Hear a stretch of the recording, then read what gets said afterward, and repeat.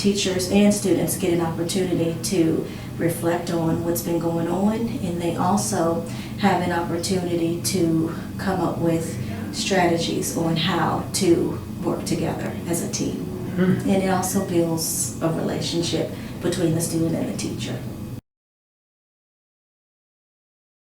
Many students come to my office to talk to me about issues that they were having with a particular, friend. Say, for instance, if it was a lot of girl drama, so girls would come and talk to me about students who they were, not friends that they were not necessarily, getting along with, and they just wanted to talk about it and come to some type of understanding. So we would talk about, what happened, what they were thinking about, at that particular time, and we would also talk about who's being affected by all of this that's been going on. Individually meet with the students and get both sides of the story, and then we would come together and talk about who has been affected. And I found those meetings to be very useful as well,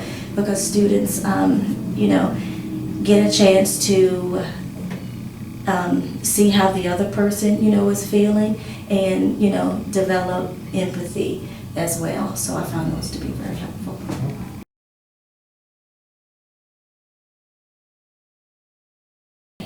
One particular teacher, was very, very concerned about a student in her class.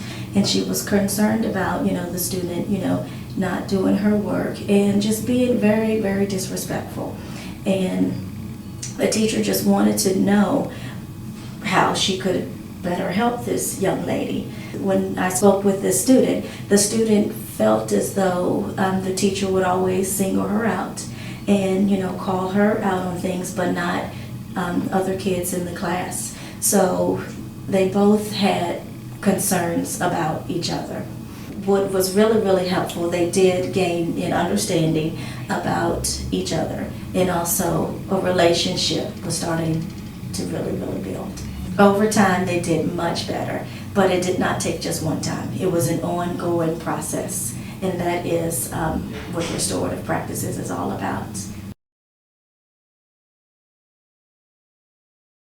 When they got an opportunity to share with their teacher what was going on, it gave them an opportunity to respect the teacher more, and it also gave them an opportunity to realize that they need to go to class and to learn and to focus. Those negative feelings about the teacher, they were able to get those feelings out and share those with the teacher so that they can move on to the academic instruction. So yes, it is very, very helpful to do that so that instruction can take place. One question that I really like is the question that is asked, well, who has been affected by this? And you can see that, get a chance to develop empathy and think about, okay, I've been affected, by this. Everyone else, students have been affected by this. It builds community as well. It helps people see, that particular question helps people see that it's just not all about them. They get an opportunity to basically see themselves in another person's shoes and say, okay, well, it's not all about, me. Restorative practices does give students and teachers, a voice. And you are able to see the inner man of a particular, person, and you can have a particular student, in your class, and they come from all walks of life, and you may possibly have a difficult time, relating to that particular student, but when you sit down and talk to that particular student about whatever issues they're having in your class, and you're able to show them, that you care, and they're able to feel comfortable with you and pour their hearts out to you. I think that is very, very important, to do, and you are able to see, the students' hearts and what they're all about, their character. Mm-hmm.